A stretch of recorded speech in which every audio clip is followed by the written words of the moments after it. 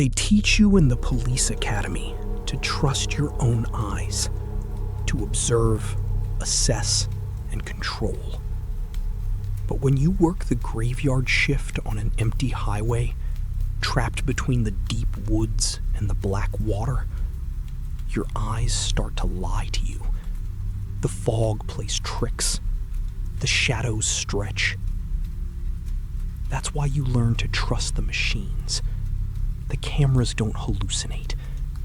And last night, my dashboard camera caught something that my eyes completely refused to see. I've been a county law enforcement officer for 2 years. I like rules. I like protocol. In this line of work, the manual is your only real protection.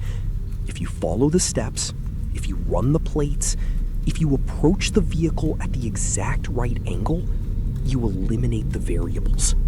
You stay safe. My patrol sector is a desolate 40-mile stretch of a 2-lane county highway. It's a lonely assignment. On the right side, there's an endless expanse of dense pine forest. On the left, a steep, rocky embankment that drops directly down into the freezing water of a massive freshwater lake. There are no streetlights, no intersecting roads, just a ribbon of dark asphalt trapped between the deep woods and the deep water. I work from 10 at night until 6 in the morning. It's usually dead quiet, but I always keep the cruiser's dashboard camera running. The monitor sits right below my radio. It displays a live, high-contrast black and white feed. It strips away the darkness and the fog. It just shows what's actually there. Whenever the silence gets too heavy, I glance down at that little screen, just to ground myself. Last night, the fog was rolling heavy off the surface of the lake. I was cruising at 40 miles per hour, coffee in hand. At exactly 2:15 a.m., my headlights caught a vehicle a few miles ahead. It was an older model minivan, traveling incredibly slow, maybe 30 miles per hour.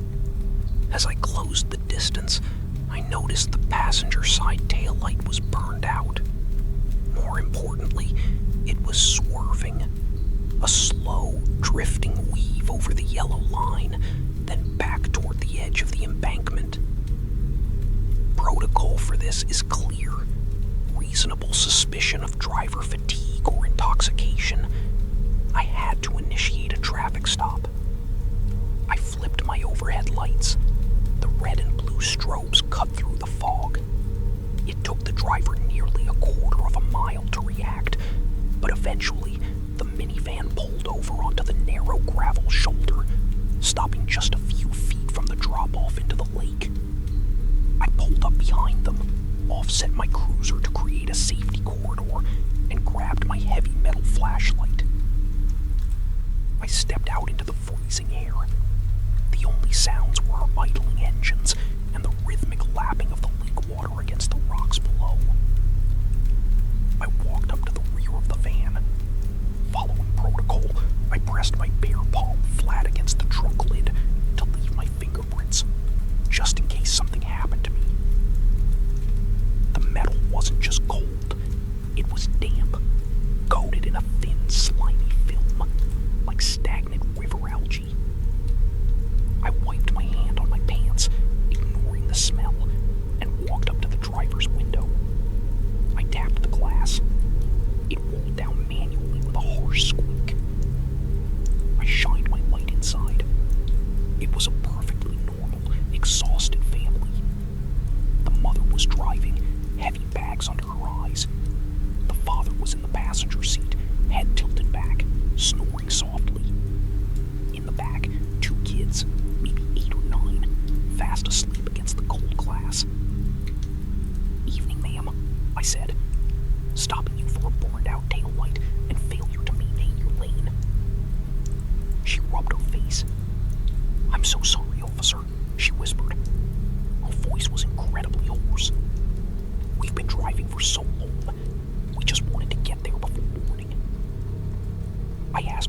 license and registration.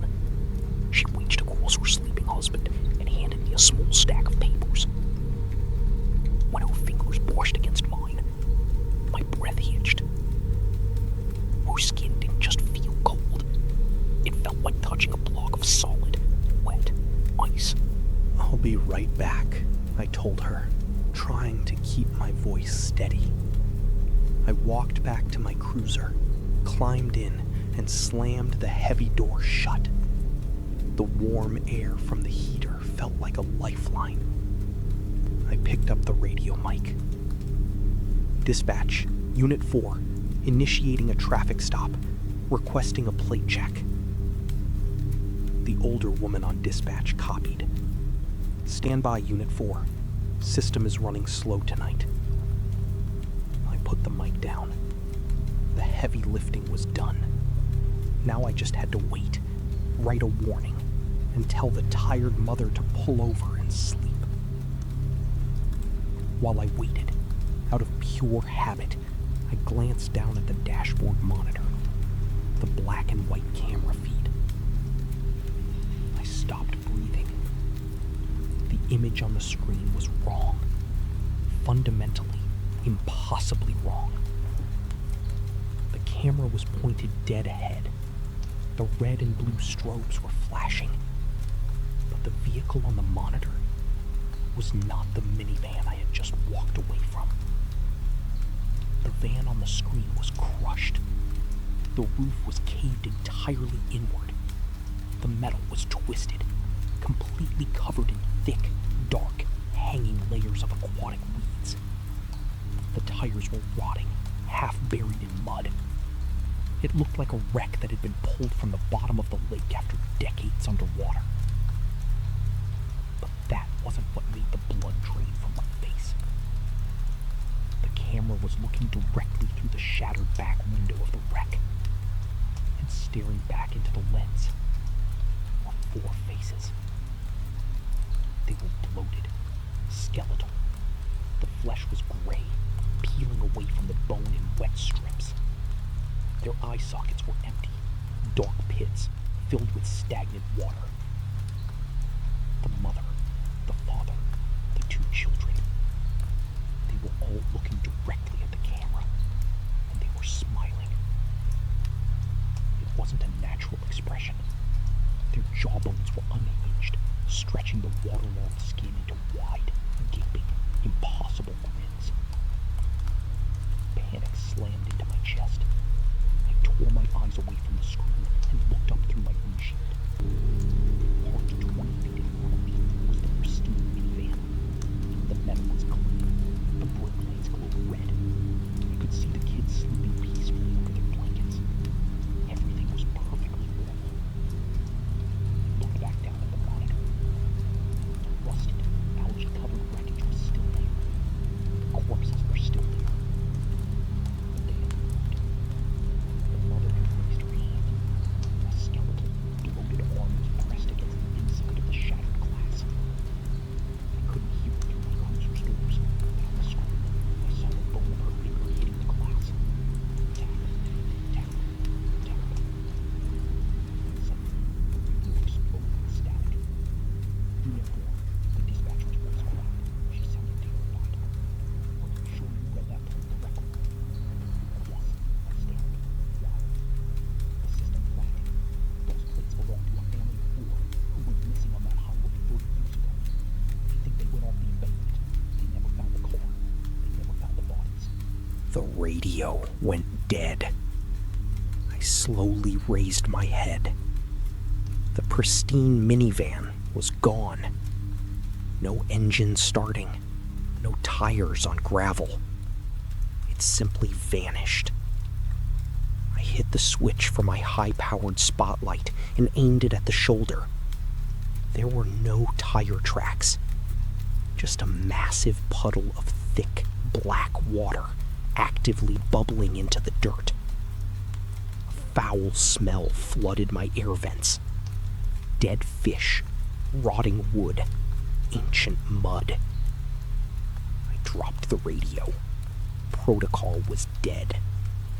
I grabbed the gear shift to throw it into drive. before I could, the entire 2-ton police cruiser violently lurched. My head slammed against the window. We were moving. We were being dragged sideways. Something was pulling my vehicle across the gravel, directly toward the sheer drop-off into the black water. I slammed my foot on the gas. The engine roared. The tires screamed, kicking up massive clouds of dirt. But the sideways momentum was too strong. I looked out the passenger window. The dark surface of the lake was boiling. Rising out of the freezing water were the 4 figures. The family. The bloated, rotting corpses from the monitor. Their jaws locked in that horrific grin. But they weren't swimming. They were suspended in the air. I only saw a fraction of it in the strobing lights, but it was enough. The corpses were just puppets. Attached to their spines were massive, glistening wet masses rising from the deep. Something impossibly heavy was using their dead bodies like gloves. The rotting hands slammed against my cruiser. They gripped the window frames, the door handles, the wheel wells. The metal doors buckled inward under the crushing pressure of the deep lake. The passenger window shattered. Cubes of safety glass exploded across the cabin. A skeletal hand, dripping with thick lake mud, reached through the broken window and grabbed the passenger seat, pulling us harder toward the cliff. My rear tire slipped over the edge. The back of the cruiser dropped. I was angled upward, staring at the night sky.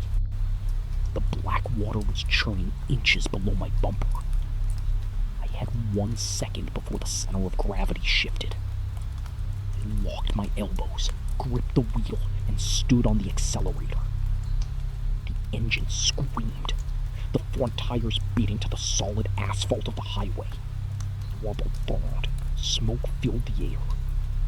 For 1 agonizing second, the cruiser held stationary in a brutal tug of war against the lake.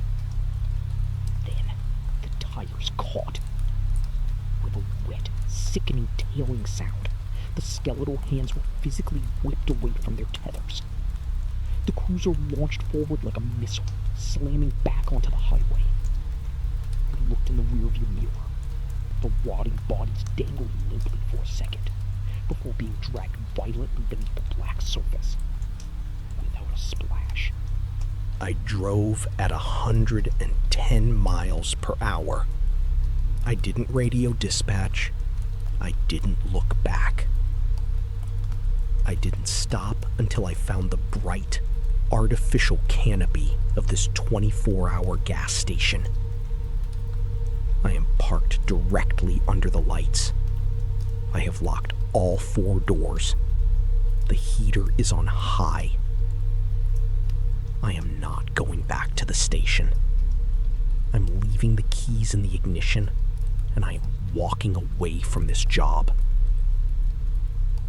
Sitting right next to me on the passenger seat, resting amidst the broken glass, are 3 severed, skeletal fingers. They are completely coated in foul-smelling lake mud. But that's not why my hands won't stop shaking. I just looked down at my dashcam monitor. It's pointing directly at the empty concrete of the gas station in front of me. But on the little black and white screen, the black water is already up to my windshield. If you ever find yourself driving alone on a desolate highway near a body of deep water, and you see a car drifting over the lines trying to get your attention, keep driving.